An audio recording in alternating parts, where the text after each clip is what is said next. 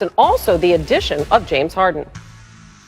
Very excited, just to have James here. Obviously, letting go of some of the pieces that have been here in the Nets organization for a while, even before I got here. It's going to be hard regardless. It's just the nature of the business.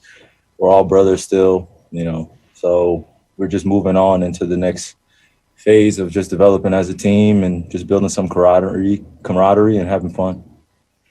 Can you shed some light on what the last couple of weeks have been like for you and the time you needed off?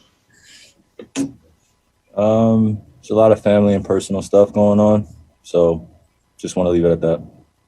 For the net fan out there who, was living and dying with you guys and wasn't sure why you were not playing and was frustrated by that, would you have any explanation to that, those fans, that fan?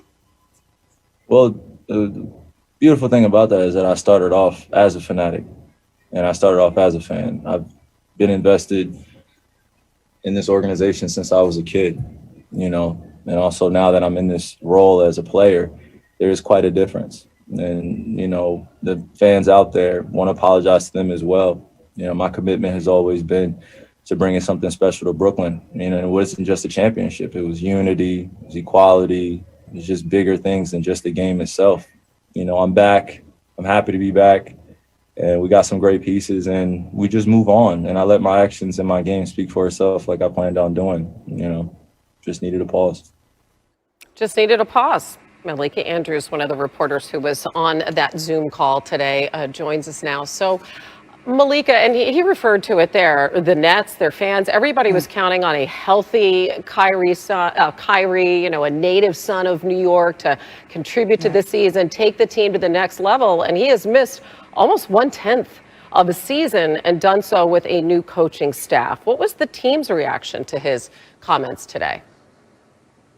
Well, Hannah, Steve Nash said that he was excited to have Kyrie Irving back in the building. Remember, after 2 weeks of him being away from the team and so many pieces moving, this is a little bit of a sigh of relief to be able to finally see the entire product in one building, all players in one building together, so that they can kind of take a look at what they are going to be as a team, as a group. And Kevin Durant and James Harden have never wavered in the time that James has been with the team and Kevin the entire time in wanting Kyrie Irving to be back and looking forward to his return. Kyrie Irving said that he addressed with his teammates. He spoke to each one of them individually and addressed the group about his absence. And Steve Nash, I asked him if he could elaborate on that a little bit, if he felt satisfied with that explanation. And Steve Nash again said, you know what, we are going to leave this in-house. So it seems as though this team is ready to move on, to put Kyrie Irving back out on the court. And Kyrie Irving said, I am committed to playing.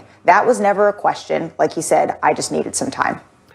It's really clear, if we take this on the court now, that James Harden belongs at point guard.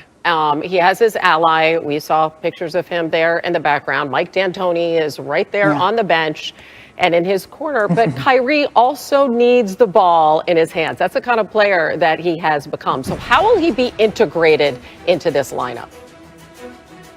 Well, Hannah, Kevin Durant said that it was a good thing for a couple of games that James Harden was the guy who had the ball in his hands. That helped him to get a little bit of a feel for things. But remember, this was not just Kyrie Irving's first practice. This was James Harden's first practice today, even though he had already played in 2 games with the team. So Steve Nash said that he's confident that this will come with time. We expect to see Kyrie Irving, James Harden, and Kevin Durant all out there in the starting lineup. They are committed to making this work. They are committed to finding those touches, to having multiple people bring the ball up the court. But really, the person that this is going to lie with is Kevin Durant. Steve Nash said that he is the most versatile player of the 3. And so they are going to be looking at him to be the one to mold this team, to be able to be adaptable so that the other 2 can continue to figure out their roles. But all 3 have said, you know what? We're all hoopers. We're going to figure this out because in our soul, that's who we are. We are basketball players and we can do this. We have enough talent, Hannah. Well, maybe the problem isn't offensively, but defensively, they do have some issues. Just 2 steals yesterday, and DeAndre Jordan had to play almost 40 minutes. But that's for another day. Malika Andrews, as always, we appreciate it. Obviously, letting go of some of the pieces that have been here in the Nets organization for a while, even before I got here. It's going to be hard regardless. It's just the nature of the business. we're all brothers still, so we're just moving on into the next phase of just developing as a team and just building some camaraderie and having fun. Can you shed some light on what the last couple of weeks have been like for you and the time you needed off? There's a lot of family and personal stuff going on, so just want to leave it at that.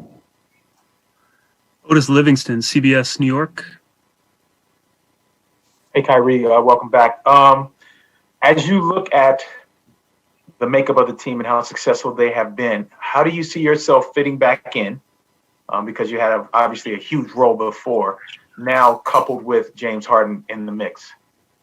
Like I said, it's just really exciting, just to be able to play with great players that have, just been here in the league for a while, have been through ups and downs, the peaks and valleys. So, James is aligned with us in terms of just experience, and adding that to our locker room is going to be great for us. Malika Andrews, ESPN.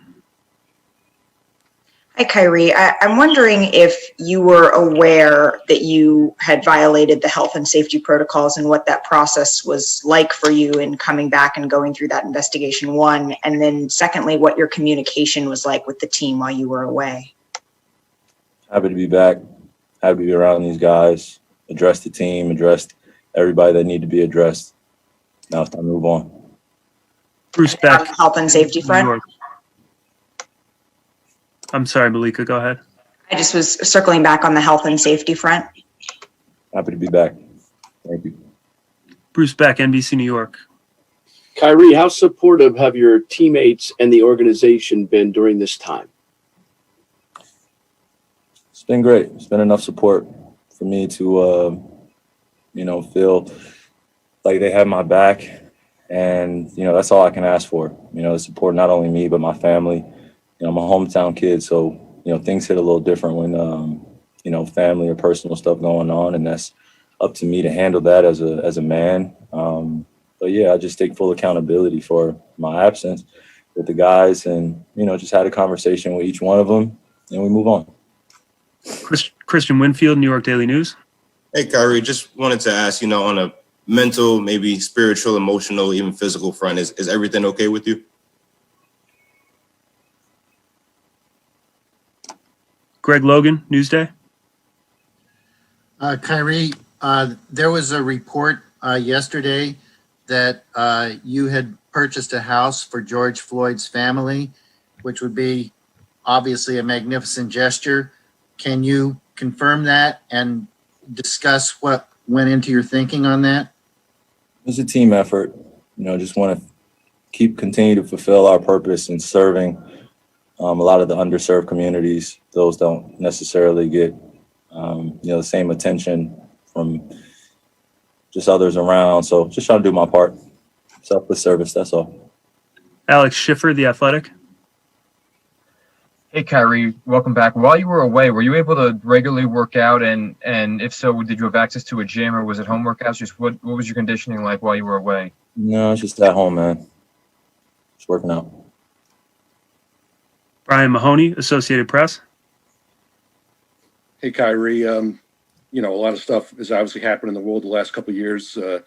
Has anything that's gone on made you change your commitment to basketball at all, minimize the importance of it? It's just a separation between what's going on here, when I'm playing professionally and what's going on out in the world. And if you don't create that distinction, then it's easy to feel the weight of the world while you're going out there and playing. So, I would be lying sitting here and saying I don't feel what's going on in the world, and nor am I paying attention to it. I just have a huge responsibility, I feel, to continue to serve my community and the underserved. And, when I'm out here playing, it's continuing to leave knowledge with these guys and commit to something, like I always say, bigger than ourselves. This team environment here, or just in basketball in general, it takes sacrifice and compromise, and we got to come to an agreement and just stand balanced throughout this long journey. So that's all I'm trying to do. Ian Begley, SNY. Hey, Kyrie, I know that, you said that why you were out was a personal matter and you're just leaving it at that. But I'm just curious, like, for the net fan out there who, you know, was living and dying with you guys and wasn't sure why you were not playing and was frustrated by that, you know, would you have any explanation to that, those fans, that fan? Well, the beautiful thing about that is that I started off as a fanatic and I started off as a fan. I've been invested in this organization since I was a kid, you know, and also now that I'm in this role as a player, there is quite a difference. And, you know, the fans out there want to apologize to them as well. You know, my commitment has always been to bringing something special to Brooklyn. You know, and it wasn't just a championship. It was unity, it was equality, it was just bigger things than just the game itself. You know, it took quite a while and quite a few valleys to get back home initially, you know. So for me, I'm just taking every day, you know, just being grateful, you know. But for the casual or the fanatic, you know, it's part of our culture. And, you know, I'm back. I'm happy to be back. And we got some great pieces and we just move on. And I let my actions and my game speak for itself like I planned on doing, you know, just needed a pause. Barbara Barker, Newsday.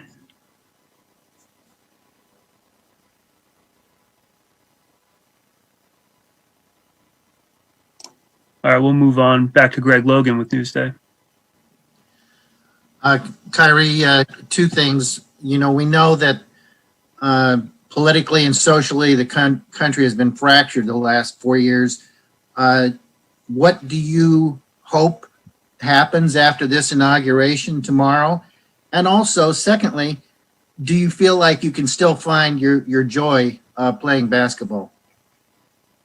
Thing that is, you know, pretty interesting in watching when you take a break from everything. There's just so many assumptions about what's going on. And so many people feel like they know me best. They have no idea who I am, nor what I'm about, or what I stand for, or even attempt to take the time, or even for me to invite them to take the time. So it's a two-way street. And when things become overwhelming in life, you know, you just got to take a step back and realize what's important. And I love to play. It's never been questioned. I've committed myself, you know, when this wasn't even a thing for me.